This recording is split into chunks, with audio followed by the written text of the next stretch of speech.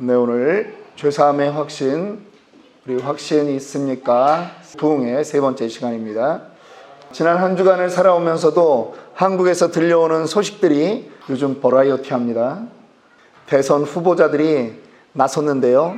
그들의 과거의 문제들을 가지고 지금 한국 정가가, 언론계가 아주 뜨겁지 않습니까? 만약 그것이 자기가 정말 지은 죄였고 의도했던 일이라면 여러분 요즘 우리식 표현으로 심장이 쫄깃쫄깃할 것입니다. 가슴이 떨리지 않겠습니까? 과거에 10여 년 전에 했던 그러한 일들 혹은 7, 8년 전에 했던 일들이지만 이것이 전부 다 드러나고 있는 것입니다. 믿음 생활을 하면서도요, 사람들에게 보면 두 부류의 사람들이 있습니다. 한 부류의 사람들은 아주 신나게 확신 있게 믿음 생활을 합니다. 그런데 어떤 분들은 그렇지 못합니다. 내가 알고 있는 그 믿음의 확신의 생활과 지금 나의 현실의 그 갭 때문에 자신감 있게 살지 못한다라고 하는 거죠. 예수를 믿으면서도 무기력에 빠져서 살아가는 그러한 사람들도 있다라고 하는 것입니다. 우리가 확신의 삶을 누려야 되는 이유가 거기에 있습니다.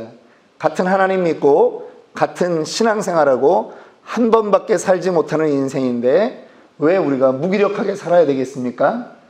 확신 있게 살아야죠. 힘 있게 살아야죠. 이럴 때는 제가 옛날 스타일로 하면 구호라도 외치고 싶습니다.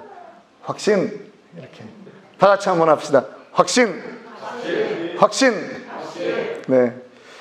특별히 오늘 우리가 첫 번째 구원의 확신에 대해서 우리가 나누었고요. 두 번째, 우리의 모든 기도는 하나님께 상달된다. 기도가 반드시 응답된다라고 하는 기도 응답에 대한 그 확신에 대해서 저희가 배웠습니다. 오늘 세 번째 시간입니다. 죄사함의 확신입니다. 우리의 과거의 죄로부터 그리고 현재의 죄와 우리의 미래의 죄로부터 우리는 자유한 사람이다라고 하는 것입니다. 믿으십니까? 네. 여러분, 우리가 어떤 운명의 존재인지 아십니까? 우리는요, 아담의 후손입니다. 아담으로 인해서 죄의 DNA가 우리 안에 있는 존재들인 것입니다. 그래서 아담이 범죄함으로 인해서 우리 역시 죄인된 그러한 존재라고 하는 것이죠.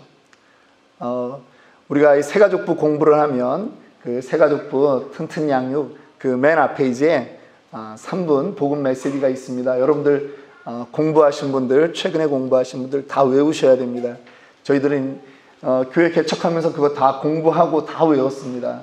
거기에 죄인임을 인정하지 않는 사람들에게 많은 죄의 증거들이 있지만 우리에게 있는 네 가지 그 대표적인 죄의 증거들을 말하고 있습니다. 첫째로, 두려움은 죄의 결과인데 여러분에게 두려움이 있으시다면 여러분 역시 죄인입니다. 둘째로, 미움도 죄의 결과인데 여러분이 누군가를 미워하고 있다면 여러분 역시 죄인입니다. 셋째로, 고통도 죄의 결과인데 여러분에게 고통이 있다면 여러분은 죄인입니다. 넷째로, 죽음도 죄의 결과인데 여러분도 죽음을 맞이하게 되므로 여러분 역시 죄인입니다. 여러분, 우리는 죄인입니다. 인정하십니까? 그 죄인의 대가, 죄악의 대가라고 하는 것은 그저 잘못했습니다 라고 하는 한마디로는 안 된다라고 하는 것입니다. 모든 것이 등가물이라고 하는 것이 있습니다. 죄에 대해서 이 죄를 처리하는 방법은 또 다른 죄에 버금가는 다른 것이 필요한데 그것이 무엇이냐 하면 사망이라고 하는 것입니다. 누군가가 우리를 위해서 죽어줘야 하는 것입니다. 성경은 분명히 말하고 있습니다. 죄의 삭은 사망이다 라고 하는 것입니다. 누군가가 우리를 위하여 죽어주지 않으면 우리의 인생은 결코 해방을 맛볼 수 없는 것입니다. 지옥으로 던져지는 것입니다. 지옥이 어떤 곳입니까? 성경은 지옥은 한 번 들어가면 결코 나올 수 없는 곳이라고 말하고 있습니다. 우리 인생이 이 땅에서 두려움과 죄와 고통 가운데 살다가 결국은 죽는데 심판을 받고 다시 우리는 지옥에 던져져서 영원한 고통 가운데 사는 것이 우리의 인생이라고 하는 것입니다.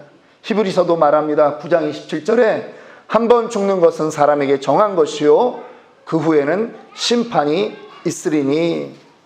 여러분, 심판을 면할 사람은 없습니다. 죽음을 우리가 면할 사람이 없는 것처럼 말입니다. 그리고 죄값을 치러야 됩니다. 이렇게 살아야 되는 것이 우리의 인생인데요, 그 죄값을 치러준 분이 있습니다. 그분이 바로 예수 그리스도인 것입니다. 믿으십니까? 예수께서 우리의 죄를 대신하고 십자가에 못 박혀 죽으셨습니다. 이것이 바로 죄사함의 원리인 것입니다. 죄사함을 어떻게 받습니까? 혹시 죄사함의 방법이 다양하다라고 생각하십니까? 아닙니다. 죄사함은요, 단 한 가지 방법밖에 없습니다. 미국에 오니까요, 이러한 말을 듣습니다. 드레스 코드라고 하는 말을 듣습니다. 드레스 코드.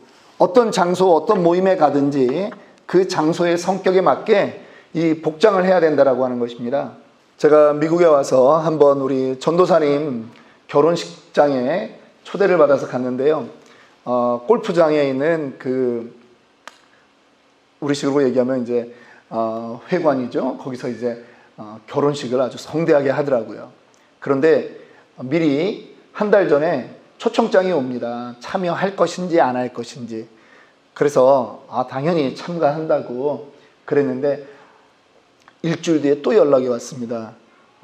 그렇게만 얘기하면 안 된대요. 거기에 음식을 뭐로 먹을 것인지 또 표시를 해야 된답니다. 스테이크를 먹을 것인지, 연어구이를 먹을 것인지, 치킨을 먹을 것인지, 그걸 또 해서 보내야지 그 자리에 딱 앉으면 바로 이 음식이 서빙돼서 나오는 것입니다. 그런데 그곳에 갔더니 안내하는 사람들이 드레스 코드를 요구하는 것입니다. 정장을 입고 들어가도록 요청하는 것이에요. 이 클럽하우스에서 치러지는 이 결혼식에도 우리가 드레스 코드라는 것이 있습니다. 그런데 어떤 분이 플로리다에 가서 아주 큰 호텔에서 열리는 연회에 참석하게 되었습니다. 그런데 플로리다라고 하는 지역이 여러분 덥지 않습니까? 습하고. 그래서 아내랑 둘이 좀 남방 차림으로 간 겁니다. 바지와 치마는 입었지만 남방 차림으로 갔더니요, 못 들어오게 하는 것입니다. 이 복장으로는 그 자리에 못 들어간다라고 하는 것입니다. 사정사정을 했습니다. 아니다, 내가 초대장이 이렇게 있다, 내가 들어가야 된다. 안 된다는 겁니다. 이 모임은 드레스 코드가 결정되어 있는 모임이라고 하는 것이죠. 그래서 계속 사정을 했습니다. 내가 연휴가 이래서요, 내가 복장을 못 챙겨오게 되었다 라고 했더니 이 앞에 안내하는 웨이터가요, 이제 딴 데 가서 자기네 직원들 마이를, 양복 웃도리를, 그리고 여성 그 웃도리 정장을 2개를 갖다 주는 것입니다. 이거를 입으라고요. 속안에는 여전히 남방 그대로였습니다. 그런데 그 마이를 저처럼 딱 입으니까 이제 들어가도 좋습니다 라고 허락을 해주는 거예요. 그 자기 이름이 있는 곳에 앉아가지고 그날 그 연회에 끝날 때까지 그렇게 즐겁게 있었다라고 하는 이야기가 있습니다. 여러분, 성경에도 동일한 천국잔치의 말씀이 있습니다. 하나님이 천국에 혼인잔치를 베풀어 놓고 사람들을 초대합니다. 그런데 사람들이, 어떤 사람은 들어갈 수 없는지 아십니까? 초대를 받았지만 예복을 입지 않은 사람은 들어갈 수 없는 것입니다. 그들은 밖에 쫓겨나서 슬피 울며 이를 갈미 있을 것이라고 성경은 말하고 있습니다. 이 예복이 무엇입니까? 이 예복이 무엇을 상징합니까? 우리의 흠과 죄를 가려주는 예수의 보혈피 아니겠습니까? 예수님이 나를 위해 십자가에 죽으시고 사흘 만에 부활하셨다라고 하는 이 복음, 이것을 믿는 것이 바로 우리의 예복인 줄 믿으시기 바랍니다. 사자가요, 아무리 집에서 키운다고 고양이가 되지 않습니다, 여러분. 죄인은 아무리 착하게 산다고 해서 죄인에서 다시 변하지 않습니다. 죄인은 죄인일 뿐입니다. 쉽게 우리식 농담으로 얘기하면 호박에 줄 긋는다고 수박 되지 않는다라고 하는 것입니다. 여러분, 죄악이라고 하는 것이 그렇게 무서운 것입니다. 우리가 선행을 좀 한다고 우리가 의인이 될까요? 아닙니다. 될 수 없습니다. 그래서 하나님께서 우리를 용납하시는 근거를 하나 두셨는데, 그것은 우리의 행위를 보고 우리를 받아들이겠다고 하는 것이 아니라 그의 독생자 예수의 피, 그것을 보고 받아들이겠다라고 하는 것입니다. 마치 유월절에 좌우의 문설주와 임방에 어린 양의 피가 발라져 있으면 그 안에 사는 사람이 어떠한 도덕적인 사람이건 간에 죽음의 사자가 그 집을 건너갔던 것처럼, 예수께서 나의 죄를 대신하여 십자가에 죽으시고 부활하셨다는 그 사실, 즉 복음을 믿으면 우리가 살아나게 된다라고 하는 것입니다. 하나님이 우리의 죄를 모두 사해 주신다라고 하는 것입니다. 선한 행실이나 의로움으로 죄 사함을 받는 것 아닙니다.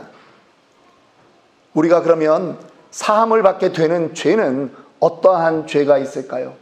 내용면에서 보자면 두 종류의 죄가 있습니다. 첫째는 아담이 지은 바로 그 원죄가 있습니다. 두 번째는 우리 스스로 지은 자범죄라고 하는 죄악들이 있습니다. 시간적으로 보면 과거에 지었던 죄와 현재에 지었던 죄와 미래에 우리가 짓게 될 모든 죄악이 용서받는다라고 하는 것입니다. 이 사실을 믿으십니까? 히브리서 9장 12절은 말씀합니다. 염소와 송아지의 피로 하지 아니하고 오직 자기의 피로, 누구의 피로? 예수의 피로 영원한 속죄를 이루사 단번에 성소에 들어가셨느니라. 구약시대의 사람들은요, 매번 죄를 지으면 작은 죄라고 한다면 비둘기를 가지고 갑니다. 조금 큰 죄면 염소나 양을 가지고 갑니다. 그리고 정말 큰 죄를 지었다 그러면 소를 가지고 갑니다. 또 대제사장이요, 1년에 한 번 지성소에 들어가서 그 시온자의 뿌리는 피를 뿌리는 그러한 대대적인 행사를 갖습니다. 그런데 이거는요, 해마다 반복되는 것입니다. 그런데 하나님께서 그렇게 하지 않으셨어요. 우리의 죄악을 용서하는 이제 길을 예수를 통해서 영원히 단번에 속죄함 받을 수 있도록 하나님께서 만드신 것입니다. 그를 믿는 사람 무엇을 믿습니까? 다시 한번 반복하지만 예수께서 나의 죄를 대신하여 십자가에 달려 죽으시고 부활하셨다라고 하는 사실, 이 복음을 믿는 자에게는 그 예수님의 피가 단번에 그리고 영원히 사해짐을 믿는 것입니다. 이것이 바로 대속의 완전성과 영원성을 말합니다. 단번에 영원히 사해졌으니까 계속 우리는 죄를 지어도 된다, 그런 의미가 아니라고 하는 것입니다.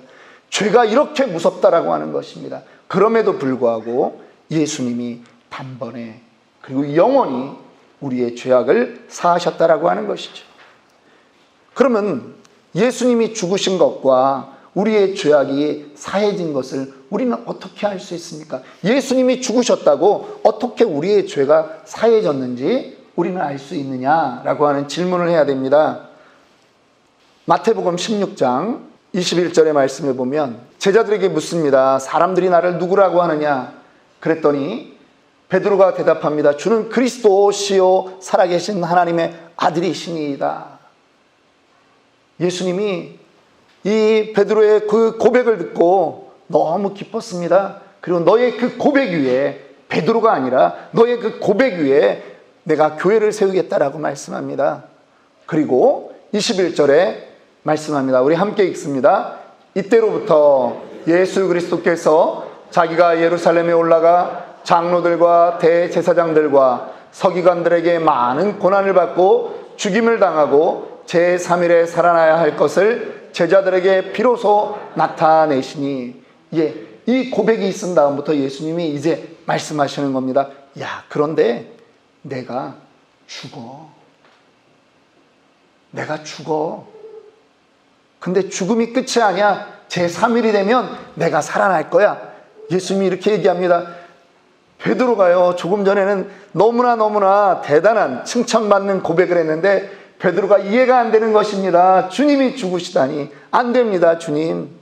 예수님을 야단쳤다라고 그렇게 기록되어 있습니다.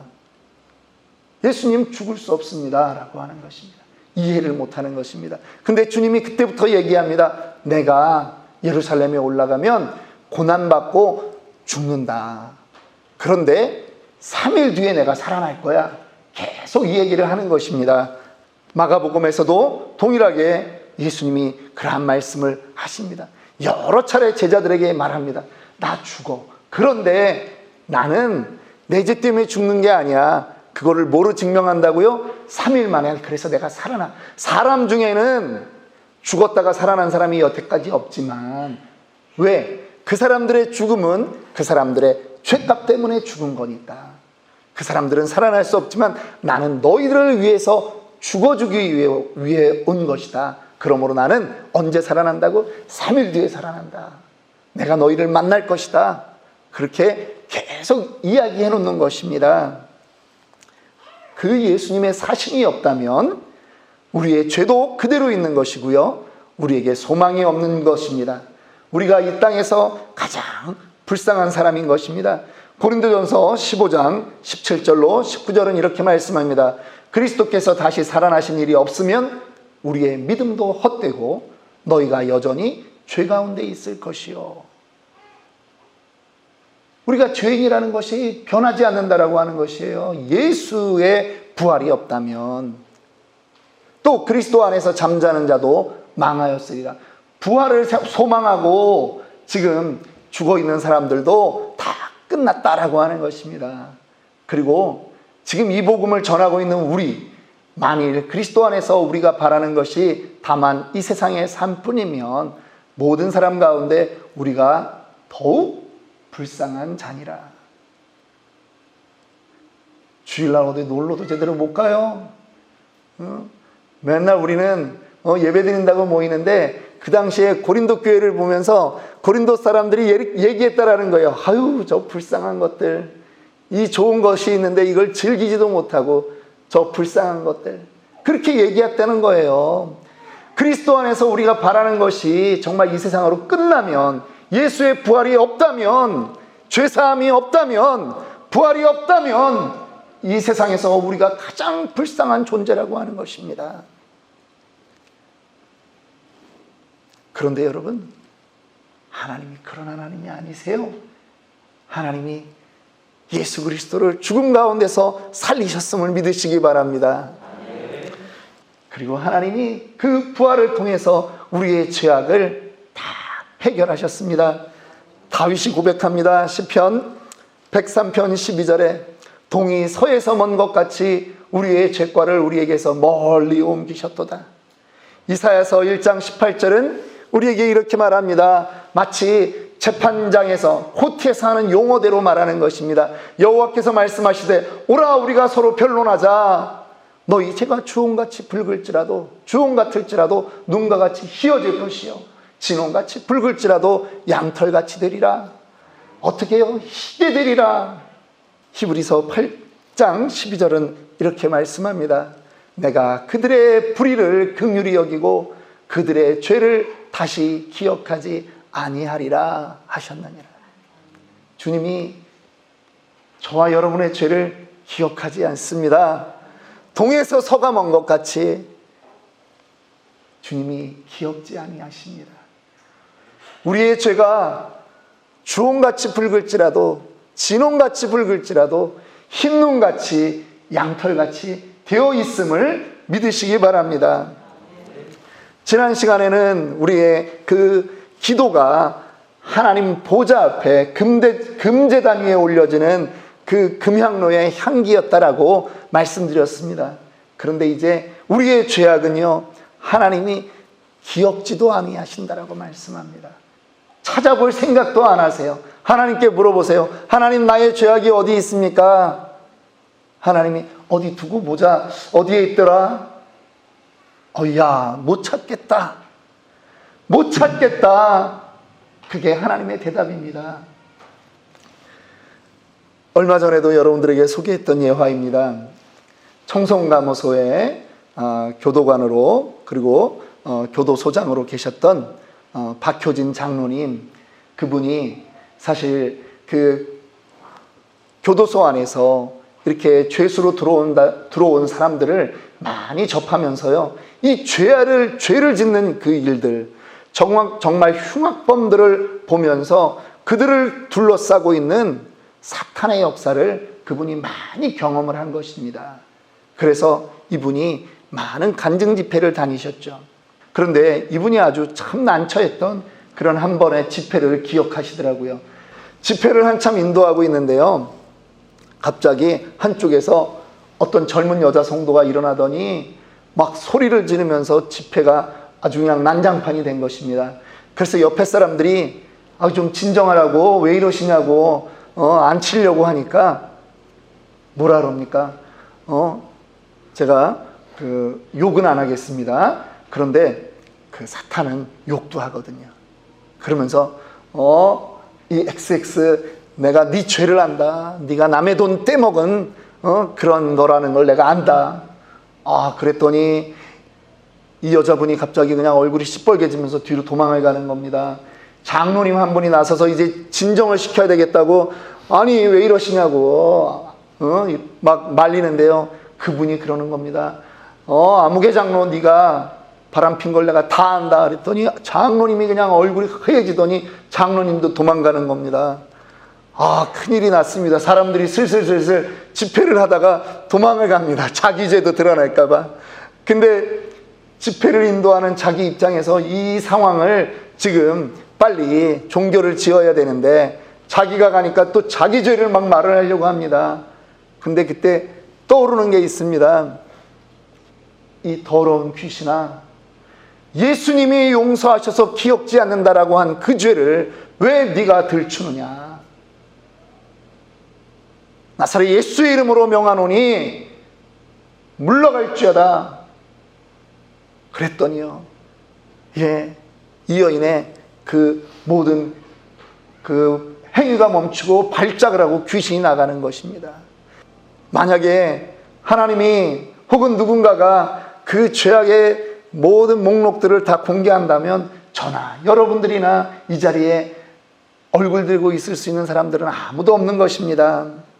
그런데 하나님이 우리를 기억하지 않는다라고 이미 말씀하셨습니다. 의인은 없나니 하나도 없지만 하나님이 그 예수의 보혈, 예수가 나의 죄를 대신하여 십자가에 달려 죽으시고 부활하셨다라고 하는 그 복음을 믿는 모든 사람에게는 하나님이 죄 없다, 찾아보려고 해도 내가 찾을 수가 없구나, 그 말씀을 해주시는 것입니다. 이제 우리는 어떻게 살아야 되겠습니까? 죄사함의 감격을 가지고 살아야 합니다. 그리고 이제는 우리가 그 나에게 혹시라도 죄 지은 사람이 있다면 그 죄를 용서해 가며 살아야 하는 것입니다. 날마다 우리에게 다가오는 죄의 유혹이 있다라고 하는 것이죠. 그것을 물리치며 선포하며 나아가는 존재가 되어야 하는 것입니다. 그것이 하나님의 자녀인 우리에게 주신 하나님의 권세가 아니겠습니까? 제가 하나님께 구원의 확신을 갖게 된 것은 대학교 때입니다. 초등학교 2학년 때부터 예수를 믿었습니다. 그런데요, 제가 중학교 2학년 때 12월 달에 저희 가정에 저희 큰형님이 25살, 저희 큰형수님이 23살, 너무 어린 나이에, 지금 저희 딸들보다도 어린 나이에 우리 형수가 시집을 왔는데, 시집 온 날부터 저희 집이 아주 그냥 난리가 났습니다. 어머님하고 형수님이 그렇게 맞지가 않는 거예요. 그러면서 우리는 어머님한테 사실은 한 번도 저희 집에서는 말대꾸라는 걸 해본 적이 없습니다. 그런데 시집 와가지고 그때 저희가 또 공교롭게도 하여간 그 겨울에 사업이 쫄딱 망했습니다. 그런데 시집 온 새색 씨가 맨날 그 성남에서 명동으로 놀러 나가는 것입니다. 놀러 나가면 돈 써야 되잖아요. 저희 어머님이 얘야 그만 좀 나가라. 그랬더니 가만히는 있는데 입이 나와요. 그런데 우리는 그런 표현을 그 입이 얼만큼 나왔다 그러죠? 입이 대빨이나 나왔다 그러죠? 저희 어머님 표현입니다. 그러면서 나중에는 이제 말대꾸를 합니다. 싸움이 났습니다. 저희 어머님이 쓰러졌습니다. 병원에 실려가서 전체 건강검진을 받았는데 이게 이제 화병으로 되는 겁니다. 어린 며느리에게 나에게 대들었다라고 하는 그것으로 쓰러지고 몇 번을 쓰러지는데 나중에 저희 어머님 병명이 심장 판막증, 예전에 너무 고생해서 이렇게 심장이 잘 워킹이 안 되는 겁니다. 그런데 또 한 가지 뭐가 있느냐? 간이 부었답니다. 간이 부은 건 저희 형수가 간이 부었는데 우리 어머님이 간이 부었다 그러더라고요. 그래가지고 어쨌든 간에 그렇게 있다가 또 저희 형수님이 잘 살아보겠다고 이렇게 동양화를 그리셨습니다. 남들은 이렇게 화폭에 그려야 되는 동양화를 국방색 담요에다가 그려가지고 전셋값을 다 날리고 어디로 도망을 가고 딸 하나랑 형님이 어느 날 집으로 다시 돌아왔습니다. 집이 난리가 났습니다. 어머님이 수술을 받다가 한 달 만에 서울대병원에서 깨어나지 못하고 돌아가셨습니다. 저에게는 중학교 2학년 때부터 가족이라고 하는 이름 안에 살고 있는 사람인데, 내가 만날 수밖에 없는 사람인데 미움이 목에까지 차올라온, 근데 성격상 형수한테 대들 수가 없는 거예요. 근데 미움이 속 안에서 사람을 미워하는 게 여러분 얼마나 고통스러운지 모릅니다. 그런데 고난주간이 되었습니다. 하나님 앞에 기도하는데 따지게 되더라고요. 저의 청소년기 5년, 중학교 2학년 때부터 대학교 때까지 청소년기가 저는 없었습니다. 우리 작은 형은 뭐 가출도 하고 지멋대로, 이거 녹음되는데 지멋대로 한 게 있죠. 그러면서 꼭 가출하기 전에 저한테 얘기합니다. 나는 나갈지라도 너 나가면 죽어. 그래가지고 저는 못 나갔어요. 근데 그 울분이 사그러지지가 않는 거예요. 근데 제가 그 주에 성경을 읽으면서 예레미야 1장 5절에 이 구절이 마음에 계속 남더라고요. 내가 너를 복중에 짓기 전에 너를 알았고 내가 태에서 나오기 전에 너를 구별하여 열방의 선지자로 세웠노라라고 하는 구절입니다. 예레미야를 콜링하는 하나님의 말씀인데 뒷구절은 생각이 안 나고 앞구절만 생각이 나는 거예요. 내가 너를 복중에 짓기 전에 너를 알았고 내가 태에서 나오기 전에 너를 구별하였다라고 하는 이 말씀이 저에게 남아있는데, 기도를 하다가 하나님, 이 말씀이 진짜입니까? 내가 그러면 하나님께 얘기할 수 있습니다. 하나님이 나를 아신다고 하니까 내가 하나님께 얘기할 수 있습니다. 하나님, 내 인생이 나도 억울합니다. 그 밤에 고난주간 금요일 날 교회 골방에 들어가가지고 혼자 울부짖었습니다. 형수를 용서하게 해달라고 제가 울부짖었어요. 그런데 하나님이 저에게 형수의 문제를 보여주시는 게 아니라 저의 문제를 보여주십니다. 저의 죄악들을 보여주세요. 아무도 없는 그 골방에서 뒹굴면서 하나님 앞에 살려달라고, 용서해달라고. 근데 그때도 아주 그 찰나의 짧은 시간에 무슨 마음이 드냐 하면, 야, 네가 이러고도 용서 안 받을 수 있냐라고 하는 그런 마음이 드는 거예요.